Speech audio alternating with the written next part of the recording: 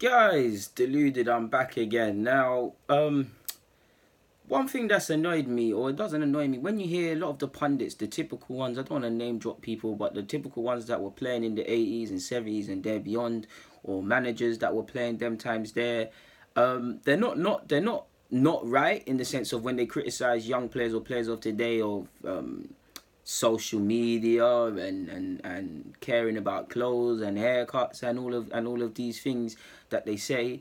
But to a degree, I have to flip it on its head, and I believe it's a counterproductive and lazy argument. The first one being when they're talking about players' lifestyles away from football or lacking professionalism and things like that.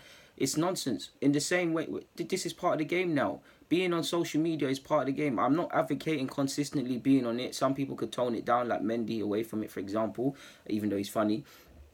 But this is part of the game now. Social media, in the same way that you lot, certain things were part of your game. You can't mock. How can you mock these players' professionalism and all of these things when arguably, if we compare the 70s and 80s till now, these players are fitter. These players are more in tune with their body. They know what to. Obviously, technology's helped them, but they know what to eat, what not to eat. The positive effects of and negative effects on what you can eat. They've got nutritionists. They're arguably fitter than ever and have to be more fitted than ever. And things like that. They arguably take care of. In fact, it's a fact. They take care of their body more so than in the 80s.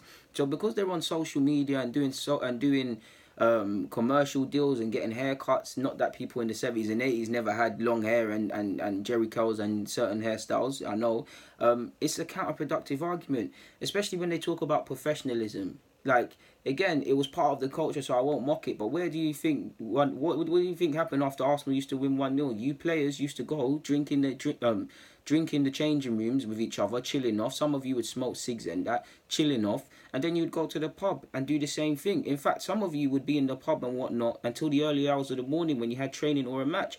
Kenny Sampson, I love him, but even if you go at the Emirates, there's a story on the wall that says how, it might not be there anymore, but how he was drinking until the early hours of the morning. He went football and he played a blinder. That's credit to him. George Best, again, another example of that. So these players are not doing that, because some are clearly, but if they are, they're getting pulled up on that and getting caught. So if these players are taking more care of their body and not doing certain things you do, how can you mock them for professionalism?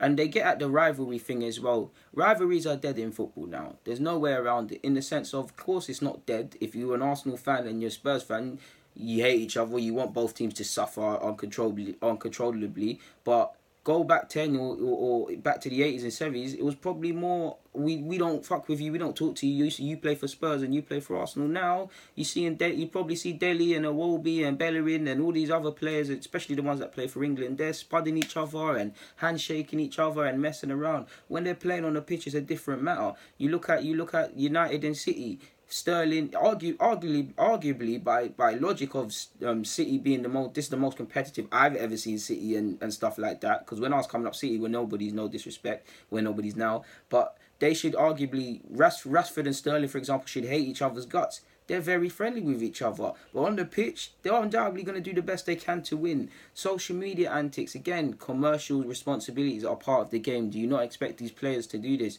So when I personally don't see how you can link Pogba's hairstyle to how he performs. I sound like a hypocrite because I do admit, away from Pogba, when I see players with they've cut their hair, there's no hairstyle, or they've gone all level 1, you can see they're about to move serious. So I sound like a hypocrite, but you can't really mock professionalism if these players are fitter than you lot. They take care of their bodies a bit more and they're not consuming things that are bad for you on the scale that you guys were. Technology was at you lot's disadvantage and gives these guys an advantage. But it doesn't make sense if they eat more and they're more socially responsible than you guys ever were. Like, it really doesn't make sense, and it really just sounds hypocritical for you lot to sit there and mock these players. Like, it really does annoy me, and say they're lacking focus because they're advertising new boots and things like that. It does not make any sense, to be honest with you. Like, it really doesn't. But that's just something I've always felt, man. So yeah, guys, I've got nothing more to say on that front, guys.